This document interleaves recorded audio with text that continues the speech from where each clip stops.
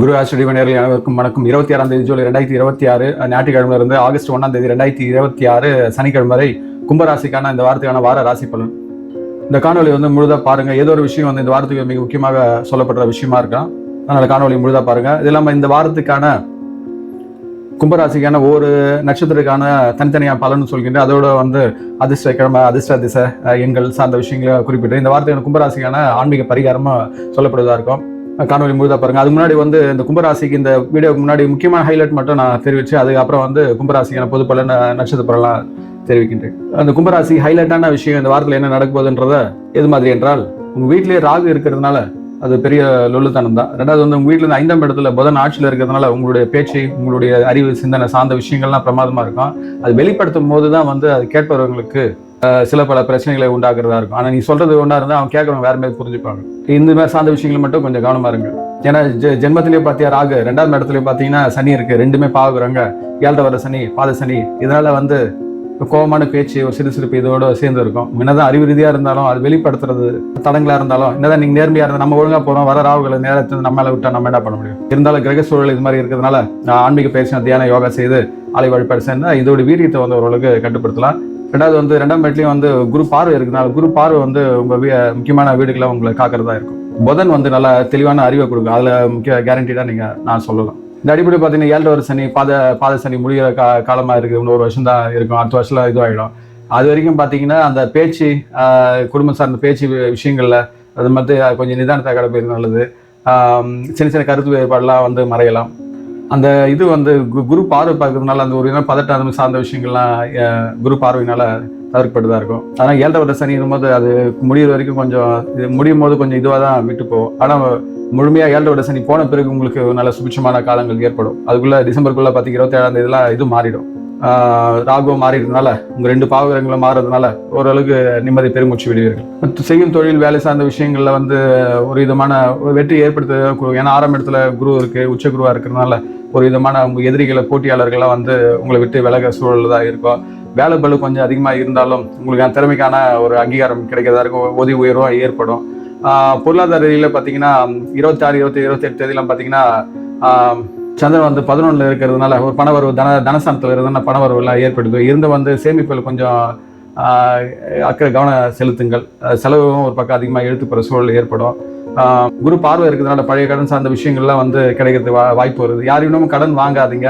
கடன் கொடுப்பீங்க, ஜாமீன் கேட்டு போன்ற விஷயங்களை தவிர்த்து கொள்ளுங்கள். உங்க வீட்டுல இருந்து 7ஆம் இடத்துல கேது இருக்கிறதுனால, கூடிய சுக்கிரன் இருக்கிறதுனால போதி மட்டும் கணவன் மனைவி உறவு, நட்புகள் உறவு, காதல் காதை சார்ந்த விஷயங்கள், கூட்டு தொழில், வியாபாரம் பண்றவங்க எல்லாம் சில விஷயங்கள், வீணான விவாதங்கள்லாம் போதி மட்டும் தவிர்த்து கொள்ளுங்க. அது இல்லாமல் ஆகஸ்ட் 1ஆம் தேதி பாத்தீங்கன்னா சுக்கிரன் 8ஆம் இடத்துல நீச்சம் அடைகிறதுனால, நீச்சம் அடையுது, 2வது 8ல மறையும் ஆகுறதுனால கண்டிப்பா ஹஸ்பண்ட் ஒய்ஃபுக்குள்ள ஒரு யூகோ கிளாஷ் ஏற்படலாம், மிஸ் அண்டர்ஸ்டாண்டிங் ஏற்படலாம். அதனால கிரக சூழல் இது மாதிரி புரிஞ்சுக்கிட்டு அதுக்கேற்ற மாதிரி விஷயங்களை விட்டு கொடுத்து நகர்ந்து செல்வது நல்லது. தாயாரின் ஆரோக்கியத்திலையும் கொஞ்சம் கவனம் எடுத்துங்கள். வாகன பரம்பரை, வீடு சார்ந்த செலவுகள்லாம் ஏற்படுவதா இருக்கும். முக்கியமாக வாகனம் செல்லும் போது கொஞ்சம் கவனப்பட செல்லுங்கள். இந்த அடிப்படையில் சந்திரனுடைய நகர் பொறுத்து தான் இந்த வாரத்துக்கான பலன் ஏற்படுவதா இருக்கும். 26, 27, 28 வார தொடக்க நாள், ஞாயிற்றுக்கிழமை, திங்கள், செவ்வாய்க்கிழமை 3 நாள் பார்த்தீங்கன்னா தனுசு ராசியில சந்திரன் இருக்கும். அந்த சந்திரன் லாபஸ்தானத்துல 11ஆம் இடத்துல இருக்கிறதுனால அந்த 3 நாளுக்கு உங்களுக்கு ஒரு சிறப்பான தொழில் ரீதியாகவும், வேலை ரீதியாகவும் ஒரு பண வரவு, லாப வரவு இதெல்லாம் ஏற்படுத்தி கொடுக்கும். அதை மூத்த சகோதர சகோதரி வழி உறவுலையும் நண்பர்கள் வழியிலும் நல்ல உதவிகள், அறிவுரை, ஆலோசனைலாம் கிடைப்பதா இருக்கும். ஒரு விதமாக நீண்ட நாள் ஆசைகள்லாம் நிறைவேற சூழல் இருக்கு. ஆன்மீக சார்ந்த வழிபாட்டு இதெல்லாம் ஏற்படுவீங்க. ஆடம்பரம் பொருட்கள்லாம் வாங்கி மகிழ்வீர்கள். 28, 29 தேதியெல்லாம் பார்த்தீங்கன்னா கோவம் உங்களுக்கு கொஞ்சம் அபரிதமாக ஏற்படலாம். அந்த கோவத்தையும் கொஞ்சம் கடைபிடிக்கும். வார்த்தையிலையும் அது வெளிப்பட சொல்லுங்க. 28, 29 தேதியில கொஞ்சம் கவனமா இருங்க. 29ஆம் தேதியெல்லாம் 29, 30ஆம் தேதி பார்த்தீங்கன்னா உங்க ராசி மகர ராசிக்கு வருகிறது. உங்க வீட்டுல இருந்து 12ஆம் இடத்துக்கு.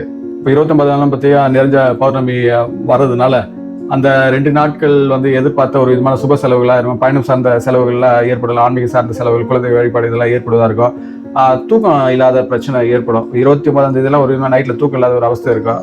அதுக்கப்புறம் பார்த்தீங்கன்னா குரு பார்வை இருக்கிறதுனால பெருசா அதெல்லாம் சுப செலவு தான் இருக்கும். கொஞ்சம் ஈடுபட்டாலும் தூக்கம் வந்துடும். இருந்தாலும் இந்த சூழல், உடல் சார்ந்த சூடு இதெல்லாம் ஏற்படுத்தி கொடுக்கும். புதிய முதலீடுகள்லாம் போது மட்டும் தவிர்த்து கொள்ளுங்க அந்த 2 நாள்ல, 29, 30 தேதியில. அதுக்கப்புறம் பார்த்தீங்கன்னா 30ஆம் தேதியெல்லாம் ஓரளவுக்கு சரியாயிடும். 29, 28, 29 மட்டும் தான் கொஞ்சம் கவனமா இருக்கணும். அப்புறம் பார்த்தீங்கன்னா 31, 1ஆம் தேதி பார்த்தீங்கன்னா சந்திரன் உங்க வீட்டுக்கு வருது. ராகுவோட இன்னும் அது ஒரு விதமான கிரகண தோஷம் தான். மனதில் ஒரு இதுபடியா ஒரு சோகம், ஒரு தோய்வு, ஒரு விதமான விரக்தி, குழப்பம் இதெல்லாம் ஏற்படுதா இருக்கும். அதனால எதுலயும் கவனத்துடன் செயல்படுங்கள். ஆரோக்கியம் சார்ந்த விஷயங்களையும் கொஞ்சம் தொய்வு இருக்கும். அதனால அந்த 31 1ஆம் தேதியெல்லாம் பெருசா இதெல்லாம் இது பண்ணிக்காதீங்க.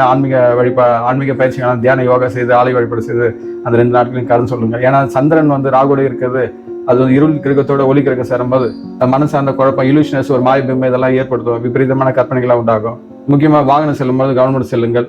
அதனால அந்த 2 நாட்கள், ஏன்னா ஆகஸ்ட் 1ஆம் தேதியில சுக்கிரன் நீச்சம் ஆகுறதுனால கொஞ்சம் உடல் ரீதியாக மன ரீதியாக கொஞ்சம் தொல்லைகள் வராமல் பார்த்து கொள்ளுங்கள். ஏன்னா கிரக சூழல் அது மாதிரி இருக்கும், அதுக்கேற்ற மாதிரி நம்ம நகர்ந்து செல்வது நமக்கு விதியை மதியால மாற்றி அமைக்கலாம். இந்த அடிப்படையில் பார்க்கும்போது கும்பராசிக்கு 3 நட்சத்திரம் இருக்கு. அவிட்ட நட்சத்திரம் 3ஆம் பாதம் 4ஆம் பாதம் மட்டும். அந்த வந்து சதய நட்சத்திரம், பூரட்டாதி 1ஆம் பாதம் 2ஆம் பாதம் 3ஆம் பாதம், இந்த 3 பாதம் உள்ளது. இந்த அடிப்படையில் பார்த்தீங்கன்னா போது அவிட்ட நட்சத்திரத்துக்கு பார்த்தீங்கன்னா செவ்வாய் அம்சம் பொருந்திய நட்சத்திரம் தான் இருக்கிறதுனால இந்த 28 29 தேதியில கொஞ்சம் கவனமா இருங்க. வீடு மண்மனை சார்ந்த விஷயங்கள்ல கொஞ்சம் அலைச்சல் இதெல்லாம் ஏற்பட்டாலும், காலதாமதம் ஏற்பட்டாலும் வெற்றி உங்களுக்கு கிடைப்பதாக இருக்கும். ஏன்னா செவ்வாயும் வந்து ஒரு விதமான நிஷ்பலம் கொண்டு இருக்குது. தாயார் உடன் சார்ந்த விஷயத்துல கொஞ்சம் கவனம் எடுத்துக்கொள்ளுங்கள். முக்கியமாக ஆவணம் டாக்குமெண்ட் சார்ந்த விஷயங்கள், ஜாமீன் எழுதி எதுவும் போட வேண்டாம். ஆவணம் சார்ந்த விஷயங்கள்லாம் இது பண்ணும்போது ரொம்ப டீப்பா செக் பண்ணுங்க. இருந்த குரு பார்வை இருக்கிறதுனால பெருசளவுக்கு அது ரொம்ப வழக்கெல்லாம் செல்லாது. இருந்த விஷயங்கள் இப்படி கொண்டுதான் நகரும். அதனால அவிட்ட நட்சத்திரம் கொஞ்சம் கவனமா இருங்க. சதய நட்சத்திரம் பார்த்தீங்கன்னா ராகு அம்சம் பிறந்த நட்சத்திரம் இருக்கிறதுனால 30 1ஆம் தேதியில நீங்க கொஞ்சம் கவனமா இருக்கணும். முக்கியமா சதய நட்சத்திரம் கொஞ்சம் கவனமா இருங்க. ஏன்னா ராகு நட்சத்திரம் சந்திரன் கூட வரதுனால மற்ற 2 நட்சத்திரக்காரர்கள் உங்களுக்கு கூடுதலான அழுத்தத்தை நீங்க உணர்றதா இருக்கும். வீணான கற்பனை சார்ந்த விஷயங்கள் வார தொடக்கத்தில் இருக்கும் முயற்சியில் ஒரு விதமான தொடக்கத்துல நல்லா இருக்கும், அது முடியும் போது கொஞ்சம் ஒரு விதமான இன்னல் கொடுக்கறதா இருக்கும். விஷயங்களை கவனித்து அதுக்கேற்ற மாதிரி நகர்ந்து செல்லுங்கள். அதுக்கப்புறம் பூரட்டாதி நட்சத்திரம், அது குருவின் அம்ச பொருந்த நட்சத்திரம் இருக்கிறதுனால 6ஆம் இடத்துல குரு வந்து உச்சமா இருக்கிறதுனால ஒரு உச்ச குரு ஒரு விதமான வழக்கு சார்ந்த விஷயங்கள்ல வெற்றி ஏற்படுத்தி கொடுக்கும். உத்தியோகத்துல உங்களுக்கான செல்வம் ஒரு விதமான லாப நோக்கு கொண்டதாக இருக்கும். பூரட்டாதி நட்சத்திரத்துக்கு ஏன்னா குரு பார்வை வந்து 12ஆம் வீட்டையும் 2ஆம் வீட்டையும் பாக்குறதுனால ஒரு விதமா சுப செலவுகள், உணவு சார்ந்த விஷயங்களை நீ வாங்கி சாப்பிடுறது, இது மாதிரியான செலவுகள் தான் இருக்கும். சேமிப்பு கொஞ்சம் அக்கறை எடுத்துக்கொள்ளுங்க. இந்த அடிப்படையில் பார்க்கும்போது அதிர்ஷ்ட எண்கள் பார்த்தீங்கன்னா யாரு கும்பராசிக்கு அதிர்ஷ்ட எண்கள் பார்த்தீங்கன்னா 5 8 நன்றாக உள்ளது. அதிர்ஷ்ட திசைகள் பார்த்தீங்கன்னா மேற்கு வடக்கு. அதிர்ஷ்ட நிறம் பார்த்தீங்கன்னா நீலம் பச்சை நன்றாக உள்ளது. அதிர்ஷ்ட கிழமை வந்து வெள்ளிக்கிழமை சனிக்கிழமை, இந்த 2 கிழமைக்கு நாள் நன்றாக உள்ளது. கும்பராசிக்கு இந்த வாரத்துக்கான ஆன்மீக பரிகாரம் எடுத்துக்கிட்டீங்கன்னா இந்த பாதசனி 7 வருஷம் பாதசனியுடைய வீரியம் குறைக்கிறதுக்கு, உங்க வீட்லயே வந்து ராகு இருக்கிறதுனால அது மனசார்ந்த அந்த குழப்பத்தெல்லாம் இது பண்றதுக்கு, சனிக்கிழமை காலப்பைரவரை நல்ல நதிப்பை ஏற்றி மனம் உருகி வழிபடுறது நல்லது. புதன்கிழமை விநாயகருக்கு அருங்கும்புல் மாலை சாற்றி வணங்கினா அது ஒரு வாக்கு வந்து 5ஆம் இடத்துல புதன் இருக்கிறதுனால வாக்கு ரீதியான அறிவு மதிநுட்பம் அதிகமாக வேலை செஞ்சு விதியை வெல்ற ஆற்றல் உண்டாகும்.